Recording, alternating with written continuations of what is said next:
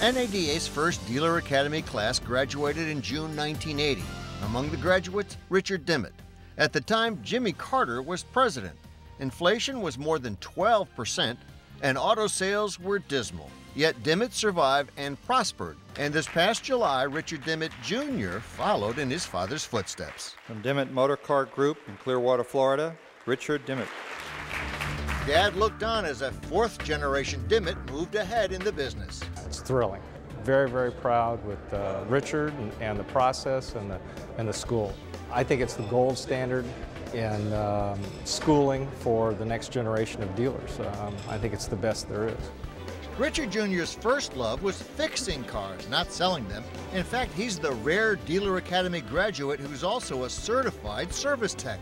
So there was a lot to learn about the front end of the business. It was a lot of new information for me, especially in the variable operations portion of the class, just because I've spent most of my time either in service or parts, and I've got a pretty firm grasp on that, but even still learning the little nuances of each department. They really stretch the kids.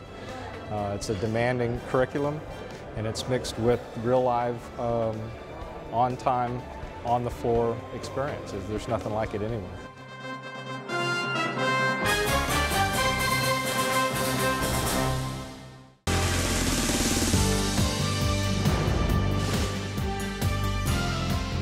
From Mancera, 281 North Chrysler Jeep in San Antonio, Texas, Tabitha Hall.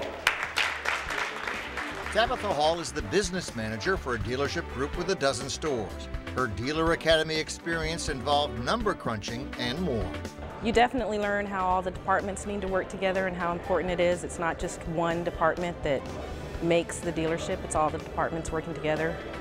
Teamwork, employees, everyone getting along, everybody working for the same goal, knowing what the goal is.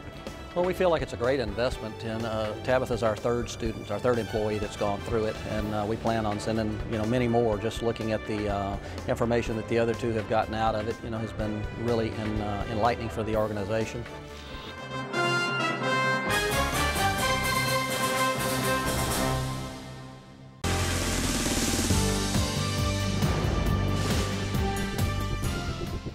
April 1975, only days before the fall of Saigon, a South Vietnamese military officer flees the country with a dozen members of his family, including his wife, who worked for the American Embassy, and his young daughter. Fast forward to July 2007, when that daughter, Tran Ham, graduated from NADA's Dealer Academy. As class president, she spoke on its behalf, reflecting on her past, issuing a challenge for the future. This is an amazing country we live in, and I think it is just so fitting that we're in the nation's capital today. This is the land of the free. It's the home of the brave.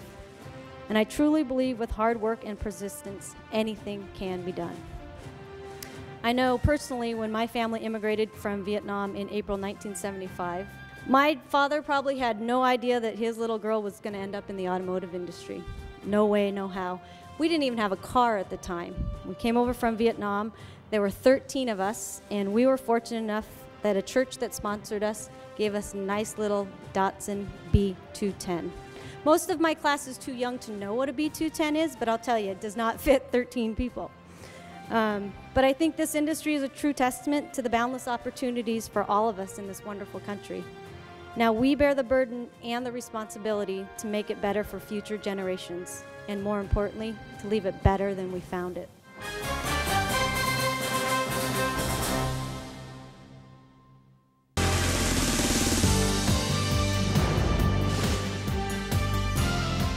From Don Johnson Motors in Rice Lake, Wisconsin, Joshua Johnson.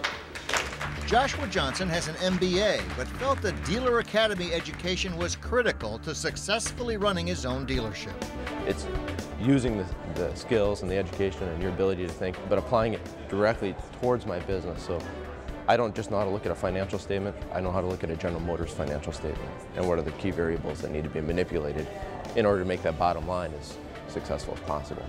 Johnson is the new dealer principal of one of his family's 2 stores. His father, a dealer for 30 years, feels the dealership is in good hands. I got a lot of confidence in him. I think he'll do better and bigger things than I did, and I think I was fairly successful. What they harped on so much is that As a dealer, we have a responsibility to make informed and educated decisions for our employees and for our customers, and that's where the number side of the business comes in. I can't make decisions based off of my gut feeling about what my inventory turn is or about what parts I should be stocking. I need to be able to analyze my financial statements, my demand forecast, and utilize those so that I can run the most efficient and profitable business possible.